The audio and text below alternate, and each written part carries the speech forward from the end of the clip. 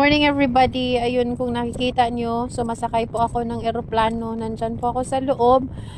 At dahil ako curious ako kung gaano ba kataas ang ililipad ng isang commercial airplane, at base po sa aking pagre-research guys, ito pala it ranging from 30,000 to 40,000 feet above sea level. Yun po yung altitude ng eroplano. Pwede siyang aabot hanggang 42,000 feet, pero yun po ay tinatawag nila na maximum service ceiling. Hindi na po sila dapat mag-go beyond or mag-exceed doon sa limit na yan. Kasi ano ba mangyayari pag yung eroplano lalagpas doon sa limit? Magiging unstable po yung paglipad ng eroplano kasi yung hangin doon ay sobrang nipis at konti na lang. Hindi siya magko-cooperate doon sa makina ng airplane, kaya delikadong magiging unstable sila.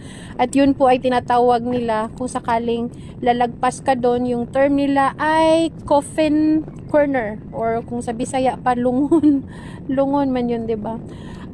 Yun, kaya dapat siya talaga iwasan sa mga piloto, no, nga hindi sila lalagpas. Pero yung other aircraft, pwede sila abot hanggang 43,000 feet above sea level guys. Yun lang po.